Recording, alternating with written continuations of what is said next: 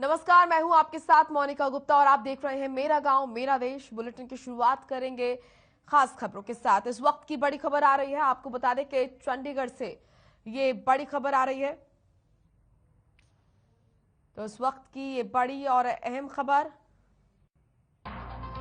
CM ने की pre budget पर बैठक। हेल्थ विभाग के साथ बजट को लेकर चर्चा हुई। स्वास्थ्य मंत्री अनिल विज भी इस दौरान मौजूद रहे। डॉक्टर रणदीप गुलेरिया भी हुए बैठक में शामिल। तो इस वक्त की बड़ी और अहम जानकारी आपके सामने चंडीगढ़ से। सीएम मनोहर लाल ने की प्री बजट पर बैठक।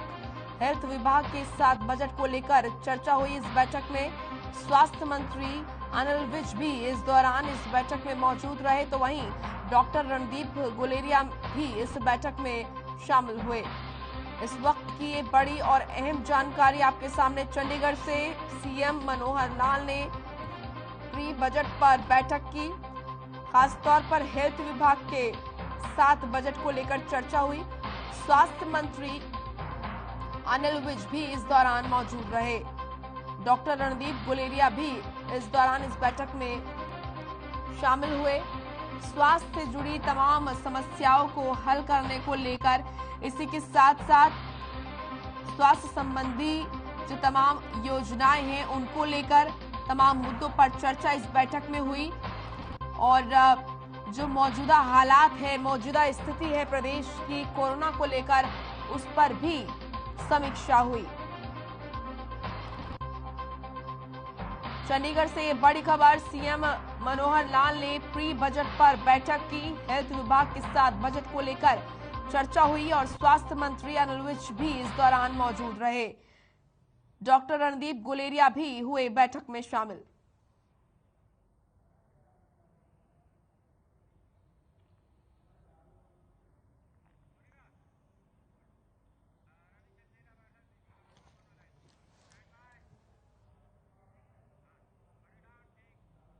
रवि चंदेल हमारे सहयोगी जुड़ चुके हैं ज्यादा जानकारी के साथ। रवि, प्री बजट पर बैठक हुई है, सीएम मनोहर लाल ने ये बैठक की है, ऐसे में क्या कुछ महत्वपूर्ण निकलकर सामने आया इस बैठक में?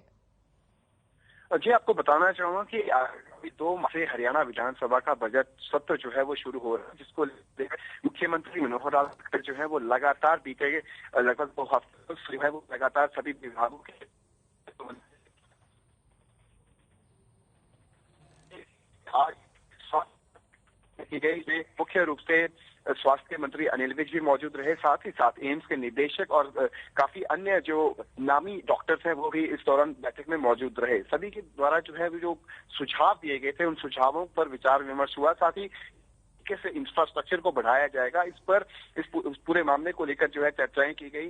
जिस तरीके से प्रदेश के अंदर कोरोना काल की स्थिति जब आई थी, तो बीते लगभग 2.5 सालों में किस तरीके से सरकार द्वारा जो है समस्याओं के, अगर हम बात करें एम्बुलेंस की कमी, वेंटिलेटर युक्त एम्बुलेंसेस की कमी, साथ ही साथ ऑक्सीजन युक्त वेंटिलेटर्स की एम्बुलेंस की कमी, इन तमाम मुद्दों को लेकर जो है वो चर्चा हुई है, ताकि किसी न किसी तरीके से जो है वो हेल्थ सेक्टर के इंफ्रास्ट्रक्चर को जो है वो बढ़ाया जा सके। साथ ही जो रिक्रूटमेंट बची हुई है डॉक्टर्स की, उस रिक्रूटमेंट को भी पूरा किया जाए। इन तमाम मुद्दों को लेकर आज जो है बैठक में चर्चा हुई। जी बिल्कुल। और रवि, जिस तरीके से ये भी देखा गया कि डॉक्टर रणदीप गुलेरिया भी इस बैठक में शामिल हुए, किस तरीके से और क्या कुछ मुद्दे रहे जिन पर विचार विमर्श किया गया? कोरोना की जो मौजूदा स्थिति है प्रदेश में, क्या उसको लेकर भी समीक्षा हुई? जी बिल्कुल, जिस तरीके से खास तौर पर कोरोना काल के दौरान किस तरीके से स्वास्थ्य विभाग ने अपनी सेवाएं दी हैं और किन किन चीजों के द्वारा जो है कि उनकी कमी खली है, उन तमाम मुद्दों पर जो है वो चर्चा हुई है। एम्स के डायरेक्टर वहां पे मौजूद थे, उन्होंने बाकायदा जो है अपनी बातें रखी हैं मुख्यमंत्री मनोहर लाल खट्टर के सामने और खास तौर पे जोर दिया है कि इंफ्रास्ट्रक्चर को बढ़ाएं और साथ ही साथ जो डॉक्टर्स के जो वैकेंट पोजीशन हैं, उन वैकेंट पोजीशन को तुरंत प्रभाव से जो है वो भरा जाए, ताकि जो हेल्थ सेक्टर है, हेल्थ इंफ्रास्ट्रक्चर जो है उसको बढ़ावा मिले। साथ ही साथ हेल्थ सर्विसेज को भी एक अच्छा लाभकारी बजट जो है वो आगामी 2 मार्च से मिले। जी बिल्कुल रवि, तो इसके साथ और क्या कुछ बेहतर देखने को मिलेगा प्रदेश के लोगों को? जी बिल्कुल, जिस तरीके से मुख्यमंत्री मनोहर लाल खट्टर द्वारा बैठकों का दौर जारी है, हर विभाग के साथ जो है बातचीत की जा रही है, यहाँ तक कि जनप्रतिनिधियों के साथ भी बातचीत की जा रही है। बीजेपी कार्यकर्ताओं के साथ बातचीत की जा रही है। यहाँ तक कि सभी विधायकों और सांसदों को भी सुझाव जो पत्र भेजने के लिए अपील की गई है मुख्यमंत्री द्वारा। तो खास तौर पर मुख्यमंत्री का यही फोकस रहेगा कि किसी न किसी तरीके से इस बार का जो बजट सत्र शुरू हो तो वो बजट जो है सभी वर्गों के लिए, सभी विभागों के लिए जो है वो काफी लाभकारी साबित हो। इसके लिए मुख्यमंत्री लगातार जो है बीते 2 हफ्ते से जो है वो बैठकें भी कर रहे हैं। जी जी रवि, आप बने रहिए, आगे भी हम आपसे जानकारी लेते रहेंगे।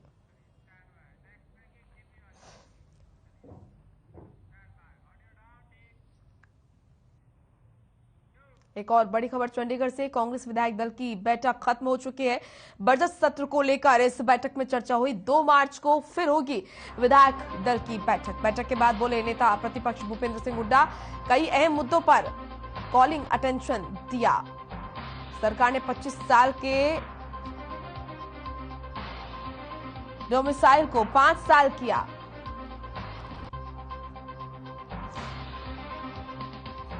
तो चंडीगढ़ से ये बड़ी खबर आ रही है, कांग्रेस विधायक दल की बैठक खत्म हो चुकी है। बजट सत्र को लेकर इस बैठक में चर्चा हुई। 2 मार्च को फिर से होगी विधायक दल की बैठक। रवि चंदेल हमारे सहयोगी लगातार हमारे साथ जुड़े हुए हैं। रवि, कांग्रेस विधायक दल की बैठक खत्म हो चुकी है, क्या कुछ महत्वपूर्ण निकलकर सामने आया इस बैठक में? बजट सत्र को लेकर यह बैठक हुई। जी बिल्कुल मोनिका, मैं आपको सबसे पहले रेक्टिफाई करना चाहूंगा कि 2 मार्च को बजट सत्र शुरू होने जा रहा है, विधायक दल की बैठक नहीं होगी। 2 मार्च से बजट सत्र जो है वो शुरू होने जा रहा है हरियाणा विधानसभा का। और साथ ही साथ जो आज की विधायक दल की बैठक हुई है, इस बैठक के अंदर जिस तरीके से 75% नौकरी जो एक्ट लेकर आई है गठबंधन की सरकार, इस एक्ट को लेकर जो है कड़ी आपत्ति जो है वो जताई है। नेता प्रतिपक्ष भूपेंद्र सिंह हुड्डा ने कहा कि जिस तरीके से 15 साल का जो डोमिसाइल व्यक्ति था उसको अब इन्होंने 5 साल कर दिया है, तो जिस पर जो है एक सवालिया निशान उन्होंने खड़ा किया कि 5 साल डोमिसाइल का जो प्रावधान है उसको क्यों रखा गया। हालांकि वो 15 साल था, उसको 15 साल ही रहने दिया जाना चाहिए था ताकि एक्चुअल में जो है वो हरियाणा निवासियों को इसका फायदा पहुंच सके। साथ ही जिस तरीके से अगर हम बात करें विकास शुल्क की, तो अभी हाल ही में मुख्यमंत्री मनोहर लाल खट्टर द्वारा विकास शुल्क को जो है बढ़ाया गया है, जिसके ऊपर कड़ी आपत्ति जताते हुए नेता प्रतिपक्ष भूपेंद्र सिंह हुड्डा ने कहा कि विकास शुल्क के बढ़ाए जाने से आम लोगों के जेबों पर जो है वो खासा डाका पड़ा है। सरकार अपना रेवेन्यू जनरेट करने के लिए इस तरीके के पैंतरे अपना रही है और खास तौर पर जो आम लोग हैं उनको काफी दिक्कतों का सामना जो है वो अब करना पड़ेगा। जी बिल्कुल रवि, और बजट सत्र से पहले फिलहाल क्या तैयारी विपक्ष की नजर आ रही है? क्या मुद्दे इस बार रहने वाले हैं?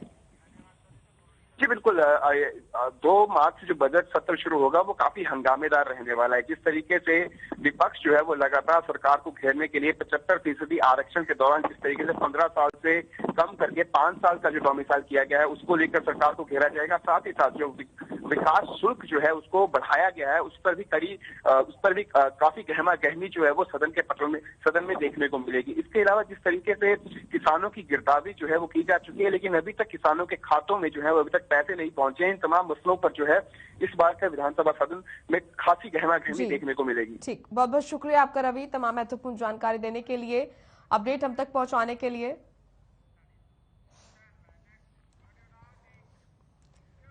हरियाणा विधानसभा के अध्यक्ष ज्ञानचंद गुप्ता ने आज पंचकूला के पीडब्ल्यूडी रेस्ट हाउस में 7 सरोकारों को लेकर विभिन्न विभागों के साथ अहम बैठक की। इस बैठक में अधिकारियों और रेजिडेंट वेलफेयर एसोसिएशन के पदाधिकारियों और पार्षदों के साथ चर्चा की गई। इस बैठक के बाद मीडिया से बातचीत करते हुए विधानसभा अध्यक्ष ज्ञानचंद गुप्ता ने कहा कि 2 मार्च को शुरू होने वाले बजट सत्र में इस बार 8 से 10 दिन का रिसर्च पीरियड भी रहेगा, जिसमें विधायक जो बजट प्रस्तुत होगा उस पर चर्चा करेंगे और जो जरूरी होगा उस पर मुख्यमंत्री जो वित्त मंत्री भी हैं वो यहाँ पर परिवर्तन कर सकते हैं। तो हरियाणा विधानसभा के अध्यक्ष ज्ञानचंद गुप्ता ने आज पंचकुला के पीडब्ल्यूडी रेस्ट हाउस में 7 सरोकारों को लेकर कई विभागों के साथ अहम बैठक की। इस बैठक में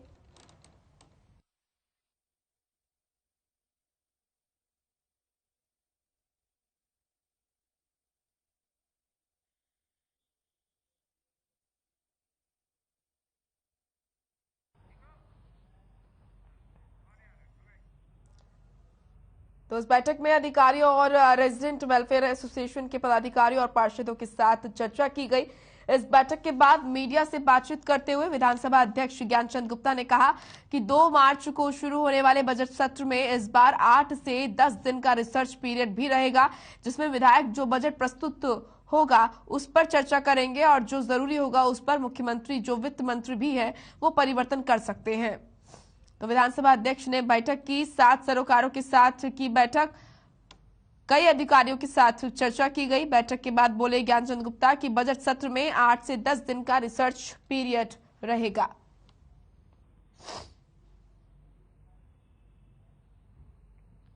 मोहित हांडा जी 2 मार्च से हरियाणा विधानसभा का जो बजट सत्र है वो शुरू होने जा रहा है और उसके लिए विधायकों की तरफ से विभिन्न प्रश्न जो हैं वो आए हुए हैं, कॉल अटेंशन मोशन आए हैं, तो उनके ऊपर आने वाले सत्र के अंदर गंभीरता से हम विचार करेंगे। और अब की बार पहली बार जो रिसेस पीरियड है जो कभी लोकसभा में होता था या आजकल भी लोकसभा में होता है, हरियाणा प्रदेश में पहली बार 8 दिन का या 10 दिन का रिसेस पीरियड रहेगा, जिसके अंदर सभी विधायक जो बजट प्रस्तुत होगा उस बजट के ऊपर चर्चा करेंगे, अलग अलग सब्जेक्ट वाइज। नहीं सर, जैसे पंचकुला में एचएसवीपी की ग्रीन बेल्ट है सर, तो एचएस के लिए पर्टिकुलर काइंड ऑफ ट्रीज होते हैं क्योंकि वहाँ पोल्यूशन का लेवल कुछ प्रदूषण से जब प्रदूषण हमें होता है कि प्रदूषण है तो हम पार्कों में जाते हैं, लेकिन सर वहाँ पे क्या है प्लास्टिक में सर हमने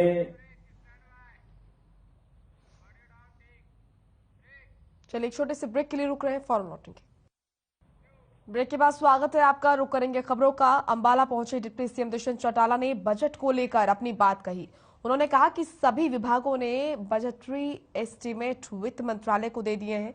डिप्टी सीएम ने कहा कि उन्हें उम्मीद है कि बजट आम जन के लिए सुविधाजनक होगा और ई गवर्नेंस के मॉडल को मजबूत करने वाला होगा।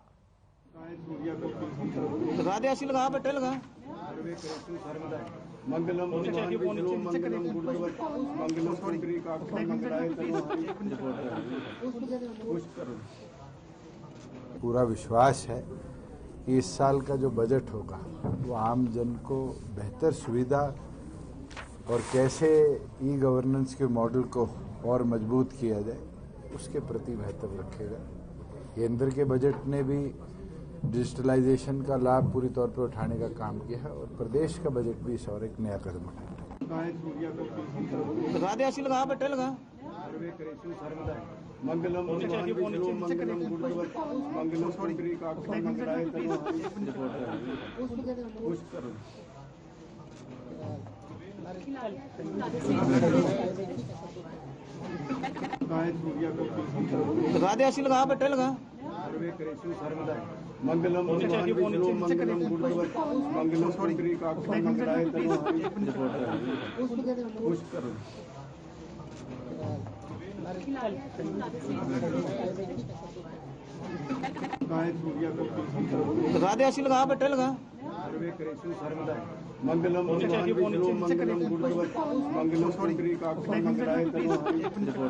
तो अंबाला पहुंचे डिप्टी सीएम दुष्यंत चौटाला ने बजट को लेकर अपनी बात कही। उन्होंने कहा कि सभी विभागों ने बजटरी एस्टीमेट वित्त मंत्रालय को दे दिए हैं। डिप्टी सीएम ने कहा कि उन्हें उम्मीद है कि बजट आम जन के लिए सुविधाजनक होगा और ई गवर्नेंस के मॉडल को मजबूत करने वाला होगा।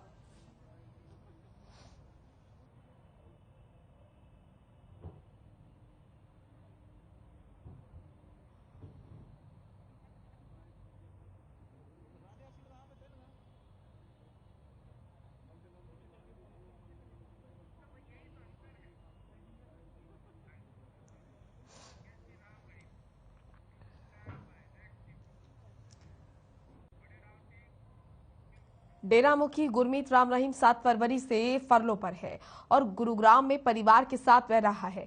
वहीं एडीजी सीआईडी की तरफ से रोहतक रेंज कमिश्नर को पत्र के जरिए सूचित किया गया कि उनको गृह मंत्रालय से इनपुट मिले हैं कि राम रहीम को खालिस्तान समर्थित आतंकवादियों से खतरा है और सजा से पहले भी उसको धमकियां मिलती रही हैं।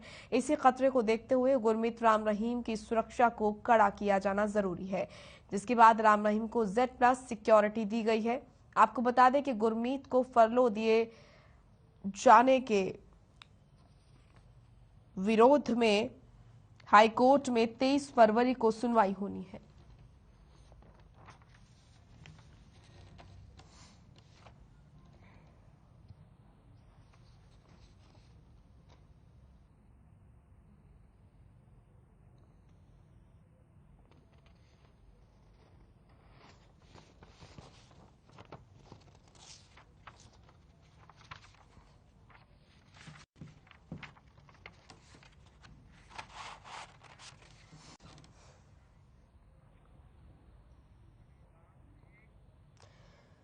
वहीं रेवाड़ी में प्राइवेट स्कूल के एक छात्र को स्कूल में बगैर ड्रेस पहुंचना भारी पड़ गया। बता दें आपको कि स्कूल में एक टीचर ने छात्र को बगैर ड्रेस पहुंचने पर डंडों से बुरी तरह पीट दिया। छात्र के शरीर पर चोट के निशान देखकर परिजन स्कूल पहुंचे, तब स्कूल प्रबंधक ने खुद की गलती मानने की बजाय बच्चे का ही स्कूल से नाम काट दिया। पीड़ित परिवार ने जिला बाल संरक्षण अधिकारी को इसकी शिकायत दी। वहीं रवि नाम के छात्र का आरोप है कि महिला टीचर ने उसे बेरहमी से मारा, जिससे उसके हाथ और अन्य जगह पर चोट के निशान हैं। वहीं बाल संरक्षण अधिकारी ने बच्चे की काउंसलिंग शुरू कर दी है, साथ ही स्कूल प्रबंधन को भी इस मामले में तलब किया है।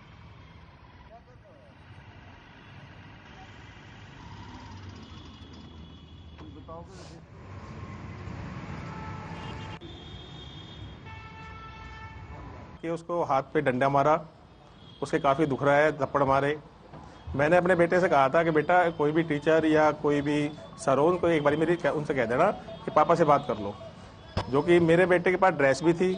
लॉकडाउन के कारण मेरे बेटे का थोड़ा सा ड्रेस टाइट हो गया। अब 15 दिन बचे हैं पेपरों के लिए, जो कि मैंने अपने बेटे को किसी और स्कूल में डालना है। वो मैंने ना धुला के मैंने प्रिंसिपल सर से बात करी, उसके बाद मैंने मैडम से भी बात की। गुस्से में थोड़ा बोला पर अब सब नहीं, मैंने नहीं बोला। वो ड्रेस पहन के नहीं गया था स्कूल में, तो मैम ने ना स्टेज पे बुलाया, तो मैम ने ना 2-3 डंडे मारे हाथ पे एक ही जगह। तो फिर मैंने घर पे जाके फिर पापा से कह दी। पापा ने फ़ोन करा, फ़ोन करने के बाद फिर प्रिंसिपल सर ने कही कल आके मिलना। फिर हम कल आज गए तो प्रिंसिपल सर ने कहे आपको पढ़ाना है तो ड्रेस पहन के भेजो। चलिए, इस बुलेटिन में फिलहाल इतना ही। आप देखते रहिए हर खबर। नमस्कार।